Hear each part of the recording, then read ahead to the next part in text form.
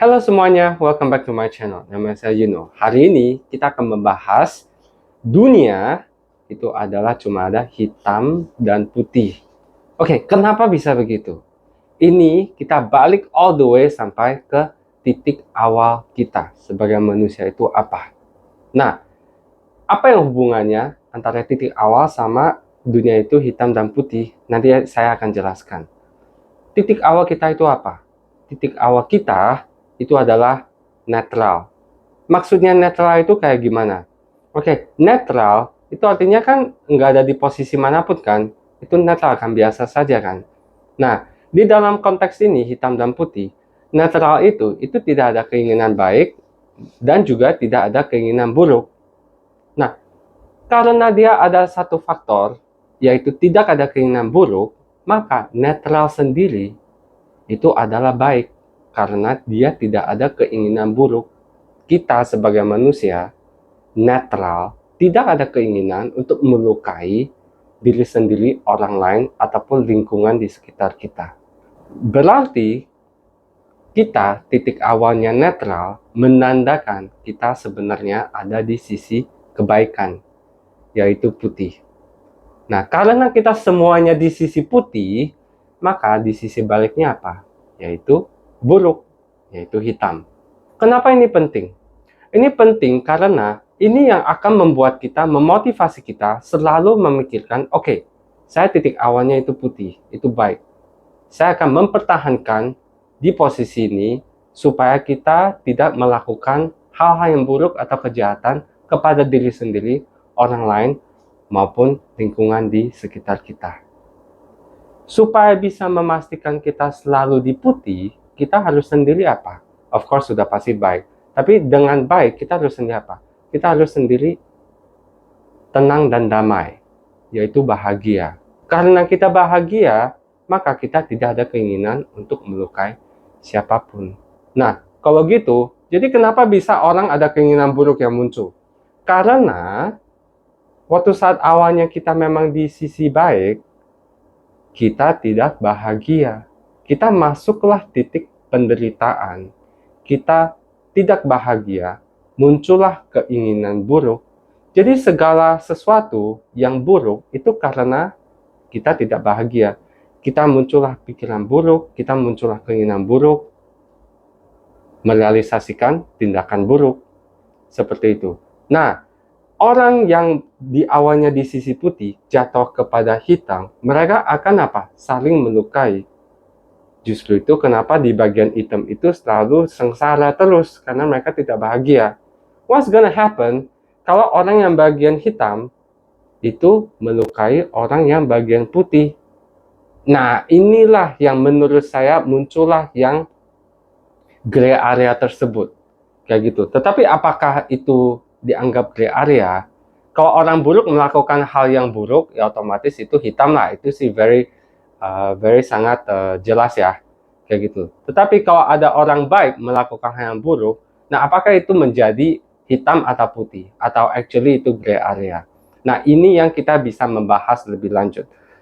Tetapi dari sini saya akan menjelaskan bahwa pentingnya kita memikirkan dunia ini cuma ada hitam dan putih untuk supaya kita bisa mengetahui apa yang benar, apa yang salah, dan kita ada di posisi kebenaran.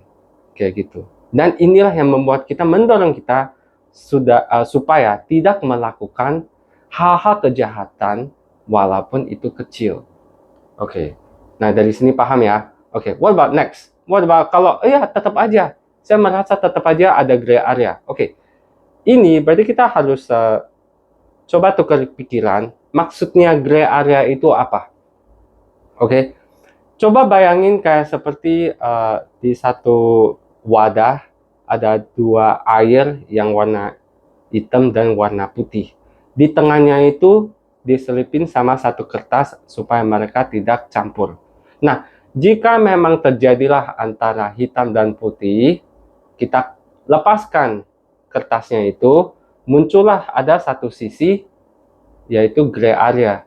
Itu istilahnya kayak waktu orang buruk melakukan kejahatan kepada orang baik dengan cara yang kesannya baik, tapi tujuannya itu untuk melukai. Itu kan jadinya kan gray area kan di situ kan. Jadi sebenarnya orang buruk itu baik atau enggak sih? Tapi tujuannya buruk gitu. Tapi dengan cara yang baik. Nah, jadi kan muncul kan agak complicated ya. Ini sama juga dengan orang baik. Orang baik melakukan hal yang buruk, tetapi tujuannya baik. Jadi sebenarnya itu baik atau buruk, atau itu justru gray area di sini. Nah, this is the problem. Oke, kalau kita memikirkan dunia ini tetap ada gray area, ini istilahnya, tapi ini menurut saya sih ya, mungkin coba penonton kasih pendapat. Tapi menurut saya, kalau jika memang ada pikiran itu, ini akan menjustifikasi orang buruk melakukan hal yang buruk, hal yang baik, tapi dengan tujuan buruk, itu wajar, karena itu memang gray area. Oke deh, gray area. Kita tahu dia lakukan kebaikan, tapi dengan tujuan buruk, itu gray area. Sama juga dengan orang yang baik, kayak seperti itu. Ini membuat kita ada alasan untuk melakukan kejahatan demi melakukan kebaikan, kayak gitu. But actually, dengan situasi yang saya ngomong ini, apakah benar yang kita lakukan kejahatan terhadap orang tersebut demi menolongi diri sendiri ataupun orang lain, sebenarnya itu gray area atau bukan sih? Atau sebenarnya itu justru ada hitam dan putihnya di dalam? Kayak gitu. Tetapi kalau kita memikirkan ada gray area, kita merasa kita benar. It's okay to lukain orang lain untuk menolong atau membantu diri sendiri dan orang lain yang kita mau menolongkan gitu. Tapi orang itu terluka, kayak gitu. Apakah itu menjadi gray area? Nah, mungkin bisa kita memikirkan masing-masing atau memikirkan bareng ya. Nah, kalau kita merasa ada gray area, jadi apa yang kita lakukan?